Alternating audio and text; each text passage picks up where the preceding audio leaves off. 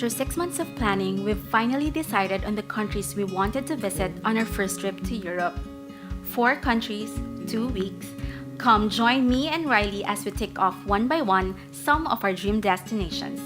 First stop is Italy's capital, Rome. We began with an early departure from Sydney International Airport at 6 in the morning en route to Dubai. During the 15-hour flight, in-flight meals were served on board along with unlimited options of drinks including wine and other alcohol. We arrived at Fiumicino Airport at 8:05 p.m. We initially planned to take the train from the airport to Roma Termini station, but Riley's nephew who lives in Rome offered to give us a ride to our hotel. While we were on our way to Hotel Positano, we passed by the Colosseum that was glowing from the outside.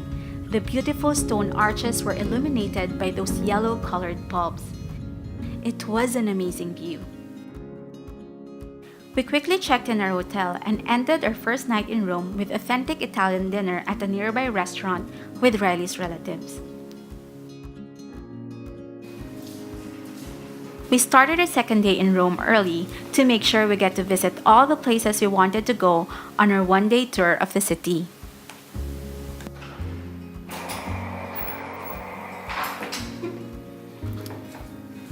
Super cute elevator. This one can only fit 2 people at a time. Bye, day 1 in Rome.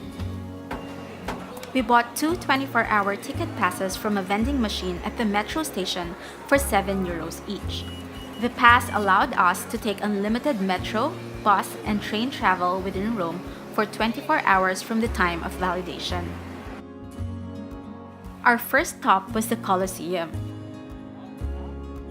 We purchased the full-price tickets from the Co-op Culture website 2 months before the trip for €14 each. The Colosseum is the largest amphitheater of the Roman Empire. It was used for gladiator fights and the capacity is estimated around 70,000 people. If you would like to see and experience historical reenactments including gladiator fights, make sure you schedule your trip during Rome's birthday, April 21st. We then headed to the St. Peter's Square to attend the Angelus at 12 noon. Make sure to arrive at the square at least 30 minutes to an hour before the Regina Coeli to secure the best possible spot, especially if you're visiting on a Sunday when the Pope is scheduled to speak from a window of the papal apartments. Buongiorno. Buongiorno. La liturgia di questa quarta domenica di Pasqua prosegue nell'intento di aiutarci a riscoprire la nostra identità di discepoli del Signore risorto. Even though it was scorching hot during our visit, everyone waited patiently and stayed in anticipation to hear the Pope and be blessed by his words. Pater et Filius et Spiritus Sanctus. Amen.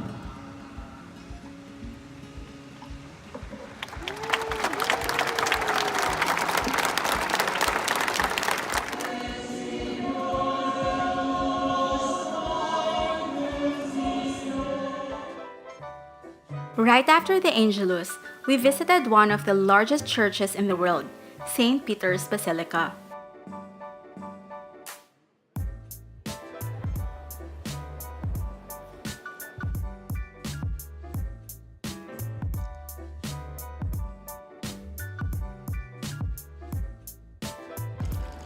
We would have wanted to see the Sistine Chapel.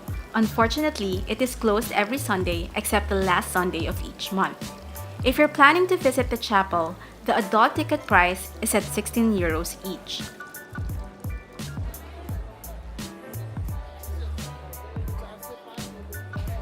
We then made our way to the Trevi Fountain. It is said that if you throw a coin over your shoulder into the water, you will be sure to return to Rome. Here's to wishing it happens for us sooner than later.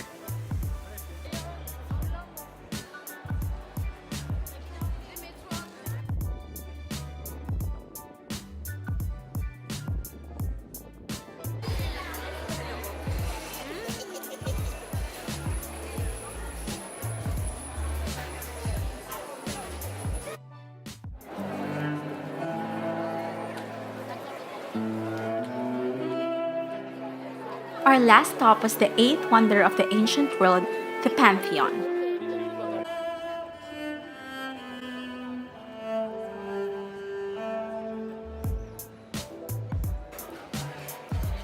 We ended our Rome trip with a delicious Italian pizza at a charming local restaurant in Trastevere, where customers get to see the chefs prepare the pizzas from scratch.